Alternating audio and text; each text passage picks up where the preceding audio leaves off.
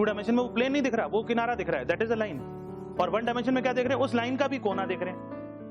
Hello students, so I welcome you all to our channel quick to learn, and in the previous lecture we have learned about the basic concepts of the application of trigonometrical ratios with the help of solved examples which are given between the exercise 22a and 22b।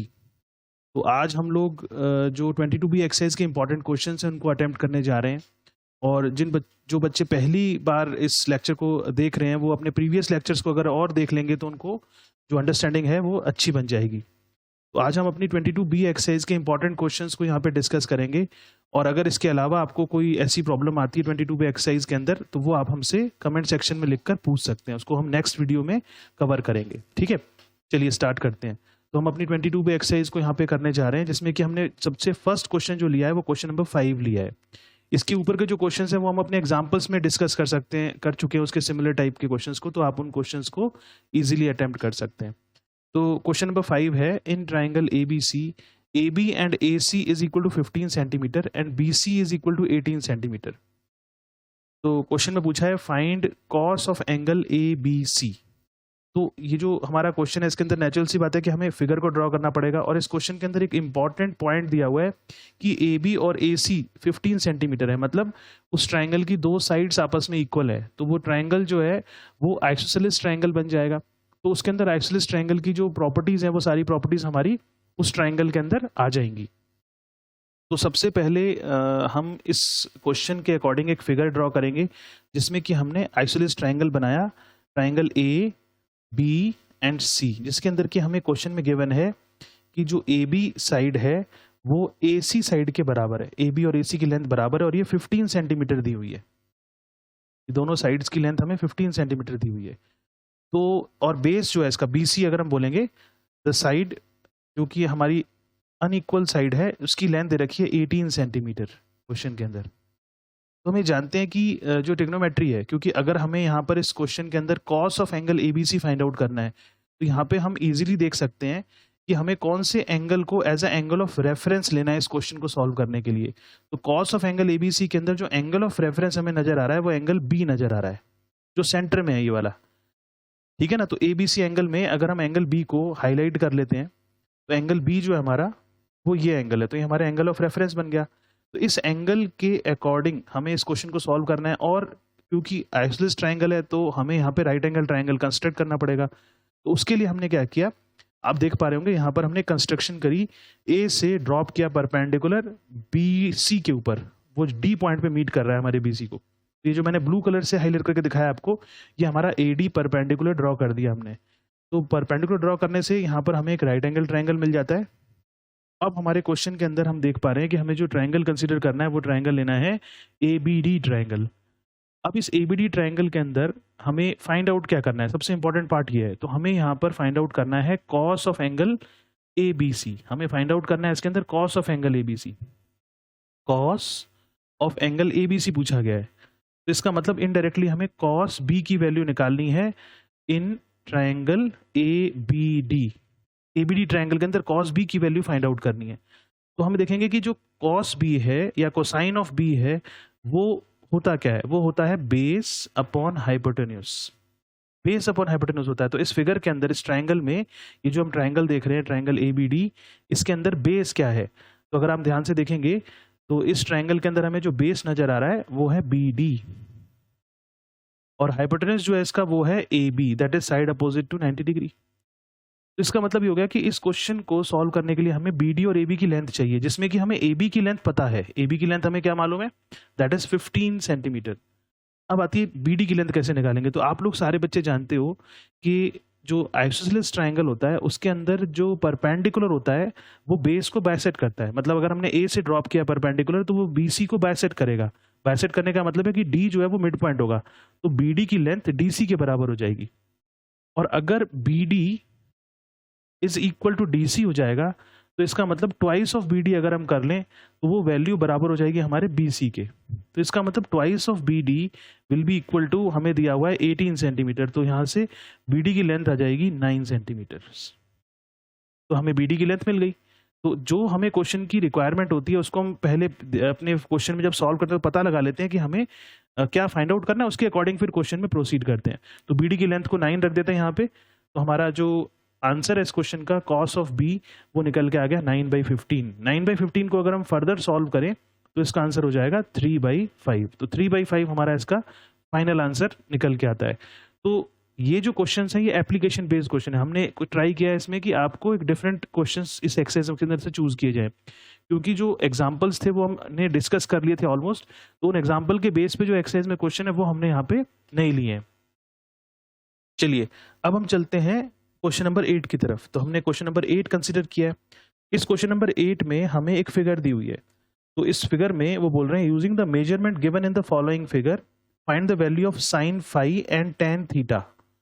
फिर second part में पूछा गया है write an expression for AD in terms of theta. तो ये जो figure है इसके अंदर हमें दो एंगल दिखाई दे रहे हैं इजीली, कि यहाँ पे एक थीटा एंगल दिया हुआ है और एक एंगल फाई दिया हुआ है। तो अगर हम ध्यान से देखें तो जो एंगल फाई है उसके लिए राइट एंगल ट्रायंगल हमें इजीली नजर आता है, क्योंकि ट्रिग्नोमेट्री को अप्लाई करना है तो आपको राइट एंगल ट्रायंगल तो चाहिए। तो हमें राइट एंगल ट्रायंगल जो नजर आ रहा है वो एक राइट एंगल ट्रायंगल हमें इजीली नजर आ रहा है जो कि एंगल फाई के लिए बना हुआ है, जिसको कि मैंने येलो कलर से शेड कर दिया। तो यहाँ पर जो फाई वाला एंगल का यूज है जो कि हमने साइन फाई निकालना है, साइन फाई इस ट्रायंगल के अंदर अगर हम देखेंगे तो फाई के सामने वाली जो साइड है वो परपेंडिकुलर है, the side opposite to the angle is perpendicular, जिसकी की लेंथ हमें फाइंड आउट करनी पड़ेगी with the help of 13 and with the help of 12 by using Pythagoras theorem in triangle BCD। तो वो तो हम निकाल सकते हैं, ठीक है, उसको हम अपने नेक्स्ट सॉल्यूशन प्रोसेसर में यूज करेंगे। अब आती बात कि जो हमारा नेक्स्ट एंगल है थीटा, जिस थीटा एंगल को हम जो चाह रहे हैं कि यूज करना है, तो इसके लिए राइट एंगल ट्रायंगल हमें नजर नहीं आ रहा है। तो राइट एंगल ट्रायंगल बनाने के लिए इसके अंदर हमें कंस्ट्रक्शन करना पड़ेगा। तो इस क्वेश्चन के अंदर हम क्या करेंगे, डी पॉइंट से AB के ऊपर ड्रॉप करेंगे एक परपेंडिकुलर, इस तरीके से। जब डी पॉइंट से हम परपेंडिकुलर ड्रॉप कर देंगे तो ये हमें एक राइट एंगल ट्रायंगल मिल जाएगा, जो कि हमें यहाँ पर अगर हम इसको E मान लेते हैं, इस वर्टेक्स को जहां पर हमने ड्रॉप किया परपेंडिकुलर D से AB के ऊपर, ये हमने E एज्यूम कर लिया। तो ये जो ट्रायंगल है राइट एंगल ट्रायंगल AED, ये ट्रायंगल हमें थीटा के लिए यूज करना होगा। अब जो AED ट्रायंगल है इसको अगर हम ध्यान से देखें तो इसके अंदर हमें नजर आ रहा है कि ये जो फिगर हमारे पास निकल के आ गई, जिसको कि मैं यहाँ पे ब्लू कलर से हाईलाइट कर देता हूँ। तो ये ब्लू कलर वाली जो फिगर है जिसको कि हम बोलेंगे EDCB, ये एक रेक्टेंगल है, क्योंकि इसके सारे जो एंगल्स हैं वो 90 डिग्री के हैं, ठीक है। तो इसकी अपोजिट साइड्स की लेंथ बराबर होगी। तो इसका मतलब ये हो गया कि जो हमें ये 12 दे रखा है BC, वो हमारी ये वाली साइड बन जाएगी। तो हमें जो येलो कलर वाला ट्रायंगल जो है AED, उसके अंदर हमें 12 जो है वो परपेंडिकुलर थीटा के सामने वाली साइड मिल गई। इसके बाद आप देख पा रहे होंगे कि DC की लेंथ हम पहले निकालेंगे सबसे। तो जो DC की लेंथ निकल के आएगी वो DC की लेंथ हमारी सामने वाली साइड की हो जाएगी। और अगर हम टोटल लेंथ जो हमें दे रखी है 14, इसमें से इस लेंथ को माइनस करेंगे तो हमें रिमेनिंग AE मिलेगा। उसके बाद फिर ये क्वेश्चन सॉल्व होगा। तो इस क्वेश्चन को किस तरीके से आगे प्रोसीड करेंगे उसको हम अपने सॉल्यूशन पार्ट में देखते हैं, और इस क्वेश्चन को फिर हम आगे फर्दर सॉल्व करते हैं। तो जैसा कि हमने समझा, अपने सॉल्यूशन के लिए हमने यहाँ पर एक कंस्ट्रक्शन किया जिसमें कि D से हमने AB के ऊपर परपेंडिकुलर ड्रॉप किया और इस वर्टेक्स को E मान लिया। अब जो हमारा क्वेश्चन है वो सारा बेस्ड है सिर्फ एक वैल्यू निकालने पर, और वो है DC की वैल्यू। तो DC की वैल्यू को फाइंड आउट करने के लिए हमने जो ट्रायंगल कंसीडर किया वो ट्रायंगल BCD ट्रायंगल कंसीडर किया, और उसमें हमने पाइथागोरस थ्योरम को अप्लाई किया। तो एंगल फाई जो है वो हमारा एंगल ऑफ रेफरेंस है यहाँ पे। तो एंगल फाई के हिसाब से अगर हम पाइथागोरस थ्योरम को अप्लाई करते हैं तो ये हो जाएगा BD square is equal to BC square plus CD square, जिसके अंदर की हमें वैल्यू जो फाइंड आउट करनी है वो CD की वैल्यू निकालनी है। तो CD स्क्वायर की वैल्यू हो जाएगी BD square minus BC square, जिसमें कि BD की वैल्यू है 13, तो 13 का स्क्वायर माइनस BC की लेंथ हमें 12 दे रखी है, तो 12 का स्क्वायर करेंगे, जिसको कि सॉल्व करने के बाद 25 आएगा। तो CD स्क्वायर की लेंथ 25 के इक्वल हो गई। तो CD की लेंथ हो जाएगी square root of 25 and that will become 5 units. तो CD की लेंथ हमारी 5 आ गई। तो जब हम CD की लेंथ को यहाँ पे कैलकुलेट कर चुके हैं तो ये हमारी लेंथ 5 आ गई। तो DC के अपोजिट जो साइड हमें नजर आ रही है ये वाली EB, इसकी लेंथ भी 5 हो जाएगी क्योंकि एक रेक्टेंगल है। और BC के अपोजिट जो हमें साइड नजर आ रही है वो है 12, तो ये वाली लेंथ कितनी हो जाएगी, 12 हो जाएगी। अब टोटल लेंथ हमें 14 दी हुई थी, जो हमें AB की लेंथ दे रखी है total, that is equal to 14। तो AB को हम लिख सकते हैं AE plus E B that is equal to 14। अब ई बी की लेंथ हमने देखा कि 5 निकाल ली हमने, तो ए ई की लेंथ हम यहाँ से फाइंड आउट कर सकते हैं। तो आप देख पा रहे होंगे कि जो ए ई की लेंथ है वो हो जाएगी 14 minus 5 that is equal to 9। तो ये हमारी वैल्यू 9 आ गई। तो हमारी क्वेश्चन की सारी रिक्वायरमेंट पूरी हो जाती है। अब जो हमें क्वेश्चन में पूछा जा रहा है उसको हम फाइंड आउट कर सकते हैं। तो आप देख पा रहे होंगे सबसे पहले हमें साइन फाई की वैल्यू निकालनी थी। तो मैंने जो ट्राइंगल शेड कर रखा है येलो कलर का, उसके अंदर से हम साइन फाई निकाल सकते हैं। साइन फाई होगा perpendicular upon hypotenuse that is C D upon B D. C D की लेंथ हमने 5 निकाली और बी डी की लेंथ 13 दे रखी है। तो इस हेल्प से हमें इसके उससे 5/13 हमें साइन फाई की वैल्यू मिलती है। उसके बाद आप देखेंगे कि जो हमें नेक्स्ट वैल्यू निकालनी है वो टेन थीटा की वैल्यू निकालनी थी। तो उसके लिए हम ट्राइंगल जो कंसिडर करेंगे थीटा वाला, वो ट्राइंगल होगा A D E. A D E triangle को हम कंसीडर करेंगे जिसके अंदर की एंगल ऑफ रेफरेंस जो है वो थीटा है, जिसको कि मैंने ब्लू कलर से शेड किया और एंगल को मैंने ग्रीन कलर से दिखाया। देखो यहाँ पे, तो ये कलर कोडिंग इसलिए कि आप लोग इजीली समझ पाए। एग्जाम में तो आप सिंपल फिगर बना के ड्रॉ करेंगे उसको। तो यहाँ पर हम देख रहे हैं कि जो टेन थीटा की वैल्यू है, जो ट्राइंगल हमें नजर आ रहा है ए ई डी, उसमें टेन थीटा की वैल्यू जो है वो होगी परपेंडिकुलर अपॉन बेस। तो एंगल थीटा के सामने वाली जो साइड है वो परपेंडिकुलर है, दैट इज ई डी। तो इसका मतलब टेन थीटा की वैल्यू होगी ई डी अपॉन बेस जो है वो ए ई बन जाएगा। तो ई डी की लेंथ हम 12 निकाल ली है ना, कंपेयर करके अपोजिट साइड से इक्वल थी। और ए की लेंथ को भी हमने फाइंड आउट कर लिया, दैट इज 9। 12/9 की वैल्यू कितनी हो गई? 4/3 हो गई। अब इसके बाद जो नेक्स्ट पार्ट है उसके अंदर देखो हमें क्या पूछा गया था। उसमें पूछा गया था कि आप ए डी की वैल्यू निकालो in terms of theta. A D की value in terms of theta निकाली जाएगी। तो हम देखेंगे अपनी फिगर के अंदर जो ए डी है वो कहाँ पर है। तो इस फिगर को मैं थोड़ा सा क्लियर कर लेता हूँ जिससे कि आप लोगों को ईजिली नजर आ जाए सारा। तो यहाँ पर ए डी की जो लेंथ है वो हमें यहाँ, मैं इसको ग्रीन कलर से हाईलाइट करके दिखाता हूँ, ये ए डी है। इसकी लेंथ को हमें फाइंड करना है इन टर्म्स ऑफ थीटा। तो आप देखिए ए डी है क्या चीज, हमारे क्वेश्चन के अंदर ए डी है इस ट्राइंगल के लिए हाइपोटेन्यूज। ए डी हाइपोटेन्यूज है, तो इसका मतलब हाइपोटेन्यूज की वैल्यू हमें फाइंड आउट करनी है इन टर्म्स ऑफ थीटा। वो कह रहे हैं थीटा के टर्म्स में ए डी की वैल्यू को निकालिए। तो हम ए डी की जो लेंथ है वो दो मेथड से फाइंड आउट कर सकते हैं। तो ये जो ट्राइंगल है, इस ट्राइंगल में हमने इसको येलो कलर से हाईलाइट कर दिया ट्राइंगल को ए ई डी, क्योंकि theta angle A D triangle के अंदर है और ए डी लेंथ भी हमें ए ई ट्राइंगल में दिखाई दे रही है। तो इसका मतलब ए डी जो है वो हाइपोटेन्यूज है। तो हाइपोटेन्यूज को निकालने के लिए अगर हम अपनी ट्रिग्नोमेट्रिकल रेशियोज देखें तो उसके अंदर ट्रिग्नोमेट्रिकल रेशियोज में हाइपोटेन्यूज हमारी 4 रेशियोज में यूज होता है। या तो हम साइन थीटा को निकाल सकते हैं, उसकी हेल्प से आंसर आ जाएगा। कॉस थीटा की हेल्प से भी आंसर आ जाएगा। और साइन और कॉस के जो रेसिप्रोकल होते हैं कोसेक और सेक, उससे भी आंसर आ जाएगा। तो इस क्वेश्चन के अंदर अगर आप मेथड 1 के अकॉर्डिंग सॉल्व करें और यहाँ पे सेक थीटा की वैल्यू को फाइंड आउट करें, देखो ये मैं राइट साइड में आपको लिख के दिखा रहा हूँ। तो सेक थीटा जो होता है वो होता है हाइपोटेन्यूज अपॉन बेस।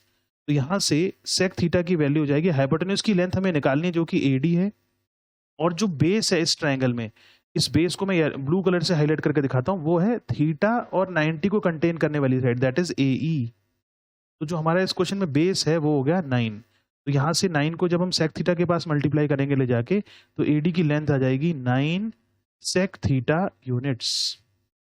ये हमारा पहला मेथड हुआ। इन्होंने बोला था कि एडी की लेंथ निकालो थीटा के टर्म्स में, तो ये फर्स्ट मेथड है जो कि थीटा के टर्म्स में आंसर दे रहा है। सेकंड मेथड में क्या कर सकते हैं हम, क्योंकि आप देख पा रहे होंगे यहाँ पे ऐसा क्यों कर रहे हैं हम लोग, ऐसा इसलिए कर रहे हैं क्योंकि यहाँ पे हमें 9 भी दे रखा है और 12 भी दे रखा है। तो हम 9 और 12 दोनों में से किसी भी एक साइड को यूज कर सकते हैं। तो मैंने पहले वाले केस में 9 को यूज किया है, अब मैं मेथड 2 के अंदर 12 को यूज करूंगा। तो 12 हमारा क्या है, परपेंडिकुलर है, तो यहाँ पर हम कोसेक थीटा लेके चलेंगे। तो कोसेक थीटा की जो वैल्यू होती है आप जानते हो सारे बच्चे, हाइपोटेन्यूज अपॉन परपेंडिकुलर होता है, क्योंकि साइन थीटा का रेसिप्रोकल है। तो जो कोसेक थीटा है उसकी वैल्यू निकल के आ जाएगी, हाइपोटेन्यूज की लेंथ हमने एडी देखी यहाँ पे, और परपेंडिकुलर जो है वो एंगल थीटा के सामने वाली साइड है जिसको कि हम देख पा रहे हैं 12 है। तो यहाँ से 12 कोसेक थीटा के पास जाके मल्टीप्लाई होगा, तो इस केस में जो एडी की लेंथ है वो आ जाएगी 12 कोसेक थीटा। तो ये हमारा दूसरा आंसर हो गया इसका। तो इसका मतलब इस क्वेश्चन के दो आंसर हो सकते हैं। एक आंसर एडी की लेंथ है 9 sec theta in terms of theta, और दूसरा आंसर एडी का 12 cosec theta in terms of theta. तो दोनों आंसर हमारे यहाँ पे सही माने जाएंगे। चलिए अब हम क्वेश्चन नंबर 12 को कंसीडर करते हैं। तो क्वेश्चन नंबर 12 जो है वो हमारे इस एक्सरसाइज के लिए काफ़ी इंपॉर्टेंट है, एग्जाम के पॉइंट ऑफ व्यू से काफ़ी इंपॉर्टेंट क्वेश्चन है, और इस तरीके का क्वेश्चन आपके एग्जाम में पूछा जा सकता है। तो क्वेश्चन है कि 4 sin थीटा की वैल्यू 3 cos थीटा के इक्वल है। If 4 sin theta is equal to 3 cos theta, then find the value of, first part में sin थीटा की वैल्यू पूछी है, सेकंड पार्ट में cos थीटा की वैल्यू पूछी है, थर्ड पार्ट के अंदर cot square theta minus cosec square theta पूछा गया है, और फोर्थ पार्ट में एक इक्वेशन है उसकी वैल्यू पूछी है, that is 4 cos square theta minus 3 sin square theta plus 2। तो इस क्वेश्चन के अंदर हमें जो फाइंड आउट करनी है वैल्यूज, वो डिफरेंट ट्रिग्नोमेट्रिकल रेशियोज की वैल्यू है जो कि एक गिवन इक्वेशन से हम लोग फाइंड आउट करना चाहते हैं। तो इसका जो सॉल्यूशन पार्ट है उसमें हम किस तरीके से इस क्वेश्चन को सॉल्व करेंगे वो आप लोग यहाँ पर समझें। तो इसके सॉल्यूशंस के लिए हमने क्या किया, एक फिगर बना ली, क्योंकि हमें क्वेश्चन में गिवन है 4 sin theta is equal to 3 cos theta. तो 4 sin theta is equal to 3 cos theta से हम क्या करेंगे, हम लोग ये जो इक्वेशन हमारी, इसको दोनों साइडों में cos थीटा से डिवाइड कर देंगे ताकि हमें एक ट्रिग्नोमेट्रिकल रेशियो की वैल्यू मिल जाए। तो हमने क्या किया, इसको cos थीटा से डिवाइड कर दिया। आप इसको sin थीटा से भी डिवाइड कर सकते हैं। तो आप यहाँ पे देखेंगे कि जब हम इसको सिंप्लीफाई करेंगे तो ये cos थीटा से cos थीटा कैंसिल हो जाएगा और ये बन जाएगा 4 tan theta is equal to 3, और यहाँ से हमें tan थीटा की वैल्यू मिल जाएगी, दैट इज 3/4। फिर 4 को हम राइट साइड में ले जाएंगे, तो tan थीटा की वैल्यू हमें मिल गई यहाँ से। तो tan थीटा की वैल्यू 3/4 मिलने से क्या हुआ कि यहाँ पर अब हम क्या करेंगे, यहाँ पे रेशो फैक्टर एज्यूम कर लेंगे। आपको पता है कि रेशो फैक्टर मानना पड़ता है, तो रेशो फैक्टर हमने यहाँ पे एज्यूम कर लिया x। इसको x एज्यूम करने से यहाँ पर जो tan थीटा दे रखा है हमें, वो होता है perpendicular upon base, that is equal to 3/4। तो उस हिसाब से जो परपेंडिकुलर है उसके सामने 3 दिया हुआ है, तो इसका मतलब जो परपेंडिकुलर है उसकी लेंथ हो जाएगी 3x, क्योंकि रेशो फैक्टर हमने x एज्यूम किया है, और बेस के सामने 4 दिया है तो बेस की वैल्यू हो जाएगी 4x। ये जो परपेंडिकुलर और बेस है इनको अब आप अपनी फिगर में यूज करेंगे। आप देख पा रहे होंगे हमने फिगर बनाई हुई है यहाँ पे एक, जिसको कि ट्राइंगल ABC नाम दिया। ट्राइंगल ABC के अंदर आप देख रहे होंगे कि जो एंगल B है वो हमने राइट एंगल पे कंसीडर किया है, और जो हमारा एंगल ऑफ रेफरेंस है इस क्वेश्चन का वो एंगल A है, जिसको कि हम थीटा बोल रहे हैं।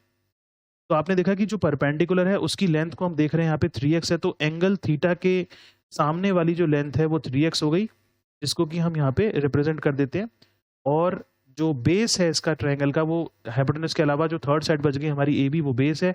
और आप देख पा रहे होंगे कि जो बेस है हमारा वो हमने 4x फाइंड आउट किया, तो इस 4x को भी हमने यहाँ प्लॉट कर दिया।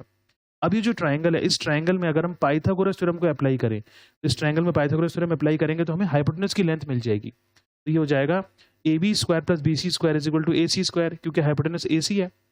AB की लेंथ हमने देखी यहाँ पे 4 है, तो 4x का स्क्वायर हो गया, प्लस BC की लेंथ हमने 3x निकाली तो 3x का स्क्वायर हो गया, and that will equal to AC square. तो यहाँ पे देख पा रहे हैं हम कि AC स्क्वायर की वैल्यू फाइनली निकल के आ गई 16x square plus 9x square, that is equal to 25x square. अब हम यहाँ पर AC की लेंथ को फाइंड आउट कर सकते हैं। तो आप देख रहे होंगे कि जो AC की लेंथ है वो यहाँ पे square root of 25x square, that is 5x बन जाएगी। तो हमें AC की लेंथ जो है, फिगर में देखो आप, यहाँ प्लॉट कर देता हूँ मैं, 5x बन गई। अब हमें क्वेश्चन में जो भी पूछा गया वो हम फाइंड आउट कर सकते हैं इजीली। तो सबसे पहले हमें पूछा गया था साइन थीटा की वैल्यू, तो आप फिगर के अकॉर्डिंग साइन थीटा की वैल्यू को फाइंड आउट कर सकते हैं, that is BC upon AC। BC की लेंथ आपने देखी 3x थी और AC की 5x थी, तो सॉल्व करके आंसर क्या हो जाएगा, 3/5। सेकेंड पार्ट में हमें cos थीटा पूछा गया था, तो cos थीटा क्या होता है, बेस अपॉन हाइपोटेनस। तो बेस हमारा AB था और हाइपोटेनस AC था, तो AB की लेंथ 4x थी और हाइपोटेनस की लेंथ 5x थी, तो 4x अपॉन 5x को सिंप्लीफाई करके 4/5 बन जाएगा। फिर थर्ड पार्ट में हमें पूछा गया था कि cot square theta minus cosec square theta की वैल्यू निकालो। तो इसकी वैल्यू फाइंड आउट करने के लिए आपको cot थीटा और कोसेक थीटा की वैल्यू पहले फाइंड आउट करनी पड़ेगी, नेचुरल सी बात है। तो cot थीटा को हम बोलते हैं that is reciprocal of tan theta, है ना, बेस अपॉन परपेंडिकुलर। तो बेस हमारा AB था, परपेंडिकुलर BC था, तो ये हो जाएगा 4x upon 3x, that is 4/3। फिर कोसेक थीटा निकालेंगे, कोसेक थीटा साइन थीटा का रेसिप्रोकल होता है, तो that is hypotenuse upon perpendicular, AC upon BC बन जाएगा, 5/3 हो जाएगा। फिर इन दोनों की वैल्यूज जो निकल के आ गई उनको हम अपनी इक्वेशन में पुट कर देंगे इसके अंदर, तो 4/3 का स्क्वायर माइनस 5/3 का स्क्वायर। इसको सॉल्व करेंगे तो सॉल्व करने के बाद हमें नजर आ रहा है इसका आंसर आएगा -1। इसके बाद जो लास्ट हमारा पार्ट था उसके अंदर एक इक्वेशन थी, उस इक्वेशन की वैल्यू निकालनी थी हमें। तो आप देख पा रहे होंगे कि ये जो इक्वेशन है ये है 4 cos square theta minus 3 sin square theta plus 2। तो इसका मतलब 4 cos थीटा की वैल्यू हम पहले निकाल चुके हैं। जनरली होता क्या है ट्रिग्नोमेट्री में कि अगर हमारे मोर देन 2 पार्ट्स हैं तो जो थर्ड या फोर्थ पार्ट होगा उसमें फर्स्ट और सेकंड पार्ट का यूज होता है, ये हमेशा ध्यान रखना, जनरली होता है मैथ्स के अंदर। तो इसका मतलब क्या हुआ कि जो इक्वेशन है उसकी वैल्यूज, उसकी जो cos थीटा sin थीटा की वैल्यू हम पहले ही निकाल चुके थे फर्स्ट पार्ट में, तो वैल्यू डायरेक्ट पुट कर देंगे यहाँ पे, उनको दोबारा से शो करने की जरूरत नहीं है। तो cos थीटा की वैल्यू क्या है 4/5 का square minus 3 into sine theta की वैल्यू क्या है 3/5 का स्क्वायर। तो इसको सिंप्लीफाई करेंगे तो ये हो जाएगा 64/25 क्योंकि 4 का स्क्वायर 16 हो गया, 16 इंटू 4 64 अपॉन 5 का स्क्वायर 25 हो गया। सिमिलरली ये 27/25 हो जाएगा प्लस 2, इसका एलसीएम ले लेंगे, आप लोग जानते हो अच्छी तरह से सॉल्व कैसे करना है, और इसका आंसर हो जाएगा 87/25। तो 87/25 जो हमारा फाइनली आंसर निकल के आ गया। इसको आप मिक्स फ्रैक्शन में भी कन्वर्ट कर सकते हैं, जो कि हमें नजर आ रहा है 3 होल नंबर 12/25। अब चलते हैं हम अपने क्वेश्चन नंबर 14 पर। क्वेश्चन नंबर 14 भी बहुत इंपॉर्टेंट है एक्सरसाइज का, और इस क्वेश्चन के अंदर हमें एक इक्वेशन गिवन है, that is 5 cos a minus 12 sin a is equal to 0। 5 cos a minus 12 sin a 0 दे रखा है। तो आपको पता है कि जब भी कोई इक्वेशन साइन कॉस के टर्म्स में आ रही है तो आपको tan की वैल्यू निकालनी होती है, tan a की वैल्यू फाइंड आउट करनी है। तो सबसे पहले इक्वेशन को देखो, 5 cos a minus 12 sin a 0 दे रखा था। तो जैसे हमने अभी पिछला क्वेश्चन सॉल्व किया था उसमें हमने एक वैल्यू दे रखी थी कॉस और साइन के टर्म्स में, तो वही बिल्कुल सेम क्वेश्चन है। तो हम 12 साइन ए को राइट साइड में ट्रांसपोज कर देंगे, तो 12 साइन ए राइट साइड में जाके पॉजिटिव हो जाएगा, तो ये बन गया 5 cos a is equal to 12 sine A. अब क्या करेंगे आप, दोनों साइडों में cos a से डिवाइड कर देंगे। इसको मैं यहाँ पे सॉल्व करके दिखा देता हूँ। 5 cos a is equal to दे रखा है 12 साइन a। तो हमने क्या करना है, हमने यहाँ पे जो 12 है इस 12 को लेके आएंगे 5 के नीचे, और जो cos a है इसको ले जाएंगे साइन के नीचे। ऐसे हम शिफ्टिंग करके इसको अरेंज कर लेंगे, तो ये बन जाएगा 5/12 is equal to sine a upon cos a। तो यहाँ से हमें साफ नजर आ रहा है कि ये जो वैल्यू है ये वैल्यू बन गई tan a, क्योंकि sine a upon cos a क्या होता है, tan a होता है, दैट इज इक्वल टू 5/12। तो ये वैल्यू हमें निकल के आ गई जो कि इस इक्वेशन का रिजल्ट है। मतलब इक्वेशन से जो इन्फ्रेंस निकल के आया वो tan a की वैल्यू निकल के आई। देखो ट्रिग्नोमेट्री जब भी हम सॉल्व कर रहे हैं तो ट्रिग्नोमेट्रिकल रेशियोज की वैल्यू चाहिए हमें।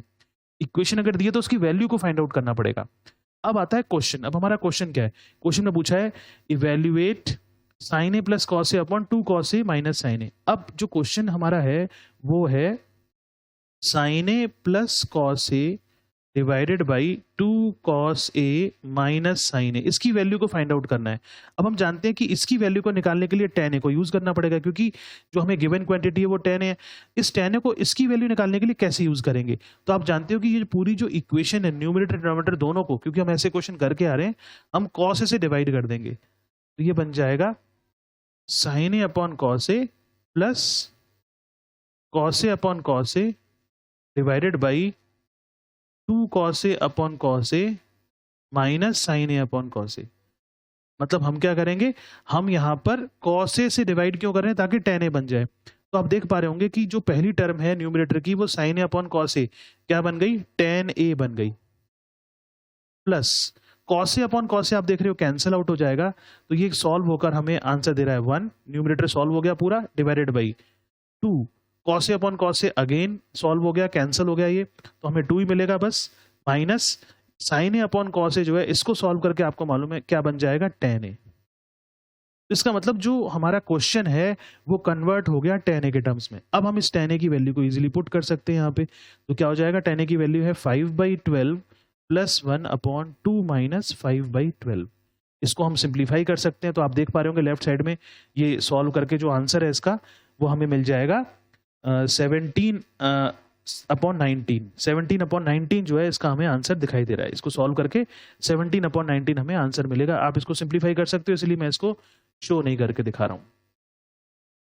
चलिए अब हम चलते हैं क्वेश्चन नंबर 21 की तरफ। ये भी इंपॉर्टेंट क्वेश्चन है। आप देख रहे होंगे कि सिमिलर टाइप के क्वेश्चन क्यों ले रहा हूँ, क्योंकि इंपॉर्टेंट ऐसा क्वेश्चन आपके एग्जाम में 100% आएगा। एक आप देख लेना, एक क्वेश्चन जरूर आएगा इस टाइप का, तो आप समझ लीजिए अच्छी तरह से। तो क्वेश्चन 21 जो है इसमें लिखा है given q tan a is equal to p, find the value of p sin a minus q cos a upon p sin a plus q cos a। तो बिल्कुल सिमिलर क्वेश्चन है, लेकिन ये इजी है पिछले वाले क्वेश्चन से।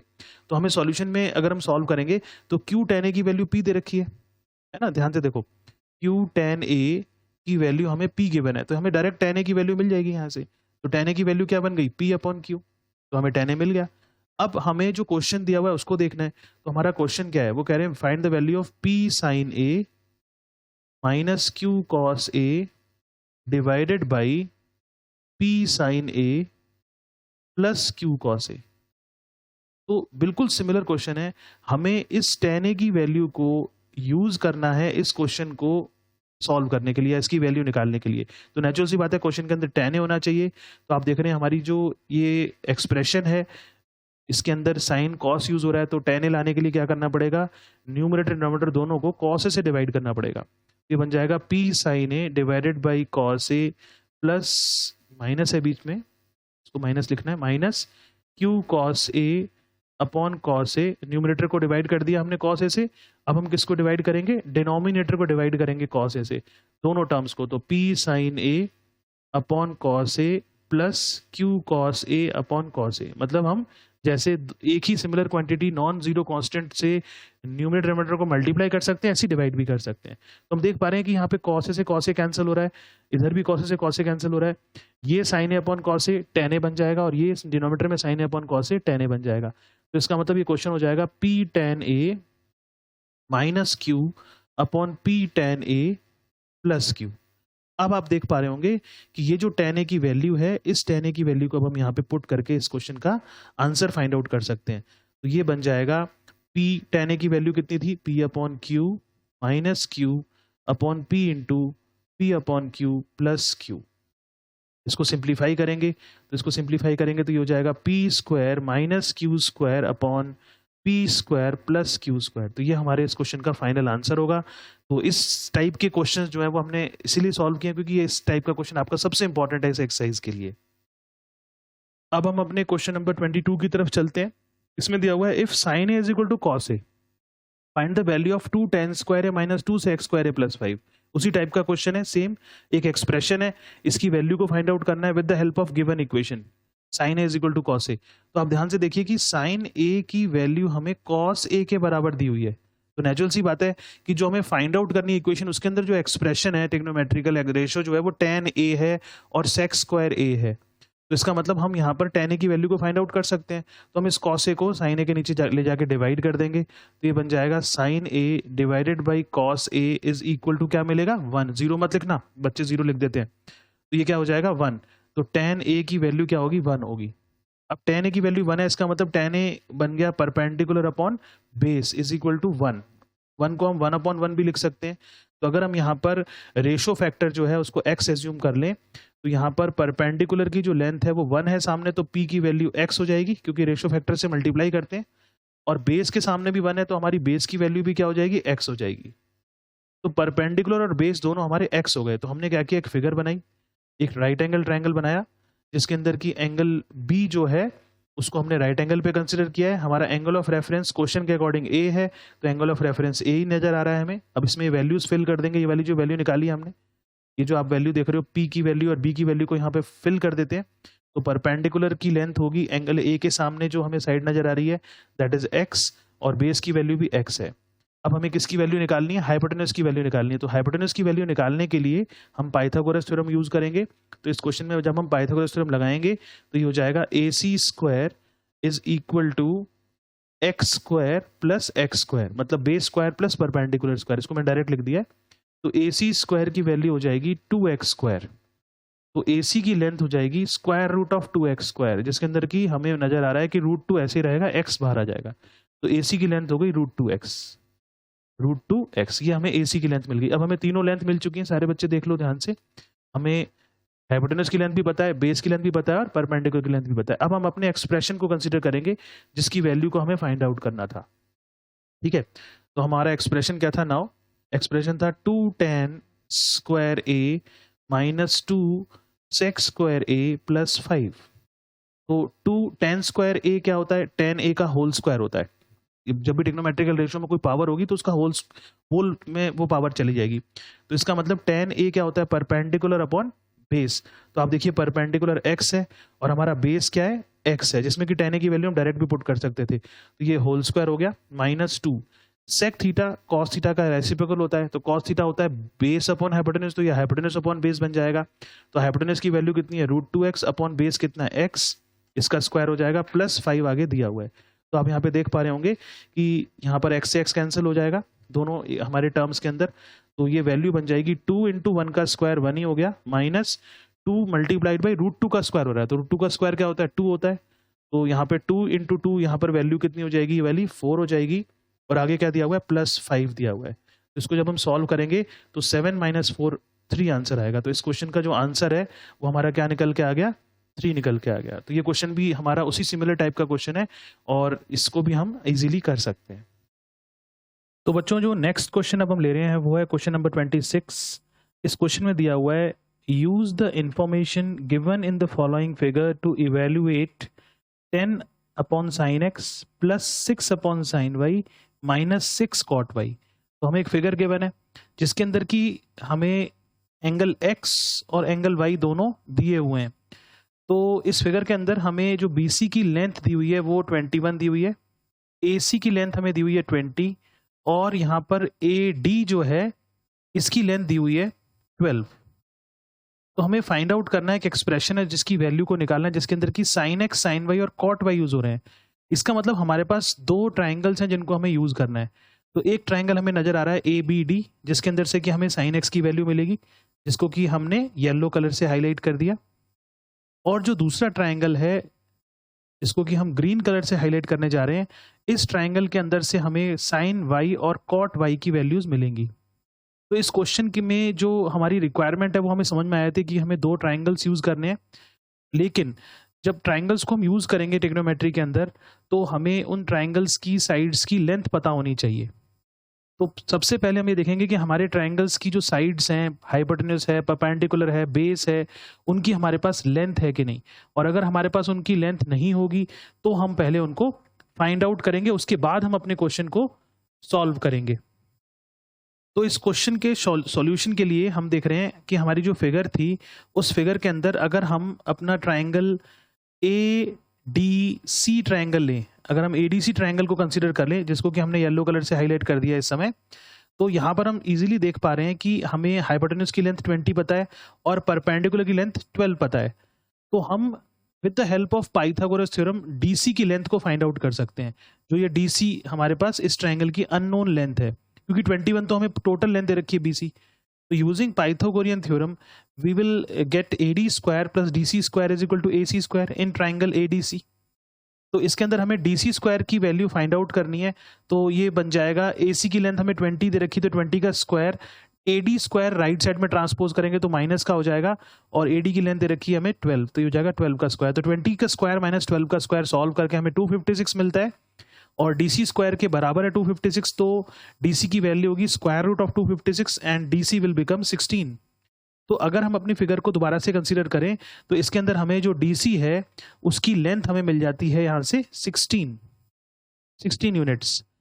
तो हमारे DC की लेंथ निकलने से अब हम अपनी BD की लेंथ को फाइंड आउट कर सकते हैं, क्योंकि जो ट्राइंगल ABD था उसके अंदर सिर्फ हमें एक लेंथ पता थी जो कि परपेंडिकुलर था, ना तो हमें हाइपोटेन्यूज की लेंथ पता थी ना हमें बेस की लेंथ पता थी। तो हमने क्या किया, सबसे पहले हमने DC की लेंथ को फाइंड आउट किया। अब हम जानते हैं कि जो BC टोटल लेंथ है हमारी वो इक्वल है BD प्लस DC। तो इसको लिख सकते हैं BD प्लस DC, जिसमें कि BC की लेंथ 21 दे रखी है, BD की लेंथ हमें फाइंड आउट करनी है और DC की लेंथ हमने 16 निकाल ली। तो यहाँ से BD की लेंथ हमें मिल गई 5। तो इसकी हेल्प से हम यहाँ देख पा रहे हैं कि जो BD है इसकी लेंथ हमें 5 मिल गई, और हम पहले से ही DC की लेंथ को फाइंड आउट कर चुके हैं जो कि 16 मिल गई थी। अब आप देखो कि इस पूरी फिगर के अंदर जो अननोन पार्ट रह गया वो रह गया ट्राइंगल ABD के अंदर हाइपोटेन्यूज की लेंथ। तो हम यहाँ पर अगेन पाइथागोरस थ्योरम लगाएंगे इन ट्राइंगल ABD, जिसके अंदर की हमें क्या पता है, हमें परपेंडिकुलर की लेंथ पता है और बेस की लेंथ पता है। हाइपोटेन्यूज की लेंथ को हम फाइंड आउट करेंगे with the help of Pythagoras theorem. तो इसके अंदर हम जो ट्राइंगल ABD इसके अंदर से पाइथागोरस थ्योरम को दोबारा से अप्लाई करेंगे। तो आप यहाँ पे देख पा रहे होंगे कि पाइथागोरस थ्योरम अगर हम अप्लाई करेंगे तो हो जाएगा AD square plus BD square is equal to AB square. तो यहाँ से हमें AB स्क्वायर की वैल्यू फाइंड आउट करनी है या AB की वैल्यू निकालनी है। तो AD की लेंथ हमें गिवन है 12, तो 12 का स्क्वायर हो गया, और BD की वैल्यू अभी हमने निकाली थी ऊपर वाले स्टेप में, and it will become 5 square. तो AB स्क्वायर की वैल्यू 169 के बराबर हो गई, और 169 का स्क्वायर रूट करेंगे तो हमें AB की लेंथ मिल जाएगी। तो AB की लेंथ हमें 13 मिल गई। तो हमारा जो क्वेश्चन है उसके अंदर हमारी जो फिगर थी उस फिगर में जो इनकम्प्लीट क्वांटिटीज थी उनको भी हम अब फिल कर यहाँ पर कर सकते हैं। तो आप देख पा रहे होंगे कि जो हमारी लेंथ AB है इसको हमने कितना फाइंड आउट कर लिया, 13 फाइंड आउट कर लिया, 13 यूनिट्स फाइंड आउट कर लिया। अब जो हमारा क्वेश्चन है इसको हम सिंप्लीफाई कर सकते हैं। तो हम अपने क्वेश्चन में यहाँ पर जो क्वांटिटी फाइंड आउट करनी थी उसको हम लिख लेते हैं। तो हमारे क्वेश्चन में जो क्वांटिटी फाइंड आउट करनी थी वो हमें निकालनी थी 10 upon sine x plus 6 upon sine y minus 6 cot y. ये क्वांटिटी हमें फाइंड आउट करनी थी। तो हम देखेंगे कि जो साइन एक्स है उस साइन एक्स की वैल्यू को हम कैसे निकालेंगे। देखिए जो साइन एक्स है हमारा वो हमें मिलेगा एक्स वाला जो ट्राइंगल है जहां पर कि एंगल ऑफ रेफरेंस एक्स लेना है हमें। तो एंगल ऑफ रेफरेंस अगर हम एक्स लेते हैं तो हमें जो ट्राइंगल कंसीडर करना है वो ट्राइंगल लेना पड़ेगा ABD। इस ABD ट्राइंगल में एंगल एक्स के सामने वाली साइड, क्योंकि एंगल ऑफ रेफरेंस के सामने वाली साइड परपेंडिकुलर होती है, तो हमारा जो ये 5 है ये परपेंडिकुलर है, 12 जो है वो बेस बन जाएगा और हाइपोटेन्यूज की लेंथ 13 ही रहेगी। इसका मतलब इस क्वेश्चन को सिंप्लीफाई करने के लिए अगर मैं साइन एक्स की वैल्यू निकालना चाहता हूं तो साइन एक्स बनेगा परपेंडिकुलर अपॉन हाइपोटेन्यूज। तो आप देख पा रहे हैं फिगर के अंदर परपेंडिकुलर की लेंथ 5 है और हाइपोटेन्यूज की लेंथ 13 है, तो साइन एक्स की वैल्यू क्या बन जाएगी 5/13। फिर आगे लिखा है प्लस 6 अपॉन साइन वाई। तो साइन वाई को अगर हम कंसिडर करते हैं तो एंगल वाई जो है वो एंगल ऑफ रेफरेंस है अगर हमारे पास, तो एंगल वाई के लिए जो हम ट्राइंगल लेंगे वो ट्राइंगल होगा ट्राइंगल ADC। ट्राइंगल ADC होगा, ठीक है ना। तो यहाँ पर हमने ट्राइंगल ADC को अभी हाईलाइट कर दिया येलो कलर से, जो कि आपको दिखाई दे रहा होगा। इस ट्राइंगल ADC के अंदर अगर हम ध्यान से देखें तो हमारा एंगल ऑफ रेफरेंस जो है वो वाई है। अगर हमारा एंगल ऑफ रेफरेंस वाई है तो इस एंगल ऑफ रेफरेंस के रेस्पेक्ट में वाई के सामने वाली साइड जो है इस समय वो परपेंडिकुलर बन जाएगी, जो कि हमें 12 नजर आ रही है। और जो बेस है इसका, क्योंकि हाइपोटेन्यूज तो नेचुरल सी बात है 90 के अपोजिट रहेगा, तो हाइपोटेन्यूज तो हमारा 20 रहेगा, जो बेस है वो हमारा 16 हो जाएगा। आप देख पा रहे होंगे कि 16 हम पहले से ही फाइंड आउट कर चुके हैं। तो हमें तीनों लेंथ पता है यहाँ पे, बस हमें एंगल ऑफ रेफरेंस का ध्यान देना है। तो यहाँ पर अब हमें साइन वाई की वैल्यू को पुट करना है। Sine y again perpendicular upon hypotenuse होगा, तो आप देख पा रहे हैं परपेंडिकुलर हमारा 12 है और हाइपोटेन्यूज की लेंथ कितनी है 20। फिर हम आगे चलेंगे -6 कॉट वाई की वैल्यू रखनी है। Cot y again triangle ADC consider करना पड़ेगा, एंगल वाई जहां पर एंगल ऑफ रेफरेंस है। तो कॉट वाई जो है इसकी वैल्यू निकालने के लिए आप जानते हैं कि कॉट थीटा जो होता है वो बेस अपॉन परपेंडिकुलर होता है। तो इस ट्राइंगल में बेस हमारे पास 16 है और परपेंडिकुलर की लेंथ हमें दे रखी है 12। अब हम इसको सिंप्लीफाई कर सकते हैं। तो अगर आप इसको सॉल्व करेंगे तो यहाँ पर हम अगर इसको सिंप्लीफाई करते हैं तो जो फर्स्ट टर्म है 10/5/3 इसको सॉल्व करेंगे तो ये 26 आ जाना चाहिए, प्लस ये जो सेकंड टर्म है इसको अगर हम सॉल्व करेंगे तो ये वैल्यू 10 आ जाएगी, माइनस आगे बचेगा 8 सॉल्व करके। तो अगर हम इसको फर्दर सॉल्व करेंगे तो ये हो जाएगा 36 - 8। 36 - 8 को हम आगे अगर फर्दर सॉल्व करें तो हमारा जो आंसर निकल के आ रहा है वो इस क्वेश्चन का 28 निकल के आ रहा है। तो इस तरीके से हमने इस क्वेश्चन को यहाँ पे सॉल्व किया। और इसके जो बचे हुए क्वेश्चंस हैं एक्सरसाइज के, या जो हमने क्वेश्चन स्किप किए उनको आप लोग ट्राई करिए, और कोई प्रॉब्लम आती है तो आप हमें कमेंट सेक्शन में बताइए। नेक्स्ट लेक्चर में वो 100% हम उन क्वेश्चंस को सॉल्व करेंगे, क्योंकि अगर जो प्रॉब्लम आपको आ रही है वो उसी समय सॉल्व नहीं होगी तो वो आगे कैरी फॉरवर्ड हो सकती है। वैसे मेरी पूरी कोशिश है कि आपके सॉल्व एग्जाम्पल्स और इन क्वेश्चंस को करने के बाद आपका ऐसा कोई क्वेश्चन नहीं जिसको आप अटेम्प्ट नहीं कर सकते हो और आप उसको सॉल्व करके आंसर नहीं निकाल सकते हैं। तो बहुत इंपॉर्टेंट पॉइंट है कि जितने भी बच्चे देख रहे हैं इसमें से काफ़ी बच्चे जो हैं जिन्होंने सब्सक्राइब नहीं किया हुआ है चैनल को, तो आप लोग प्लीज़ चैनल को सब्सक्राइब करिए और उसको नोटिफिकेशन बेल को दबाइए, लाइक करिए, सो दैट कि आपको जो नोटिफिकेशन है वो मिलती रहेंगी और हम सैम्पल पेपर भी सॉल्व कराएंगे। और अगर आप हमें कमेंट सेक्शन में कमेंट करेंगे तो हम आपके साथ लाइव भी आएंगे, और जितने टाइम के लिए बोलेंगे उतने टाइम के लिए हम लाइव आ सकते हैं। तो उसका कारण क्या है कि at this platform quick to learn we teachers have dedicated ourselves for the ICSE students, specially ICSE students, because I am teaching since 27 years of secondary school students. CBSE board से connected है, लेकिन जो आपका ICSE board है उसकी जो requirement है उसको पूरा करने के लिए काफ़ी कम प्लेटफॉर्म्स हैं। तो हमने पूरी कोशिश की है कि यहाँ पे आप लोगों की प्रॉब्लम सॉल्व हो। आप इसको सब्सक्राइब करिए, शेयर करिए। हम चाहते हैं कि ये प्लेटफॉर्म ICSE वाले बच्चों के लिए बेसिकली डेवलप हो। CBSE वाले बच्चों के लिए भी है, लेकिन ICSE वाले बच्चों के लिए स्पेशली इसलिए किया जा रहा है क्योंकि उनकी सपोर्ट सिस्टम कम है। उनके लिए रेफरेंस बुक्स को उनको फॉलो करना होता है, उनकी कोई पर्टिकुलर बुक्स नहीं होती, इसलिए हमारा जो एक्सपीरियंस है उसको हम शेयर करना चाहते हैं। So guys, that's all for today, and in the next lecture we are going to start our new chapter, that is chapter number 23, and that is trigonometrical ratios of some standard angles. So thank you very much.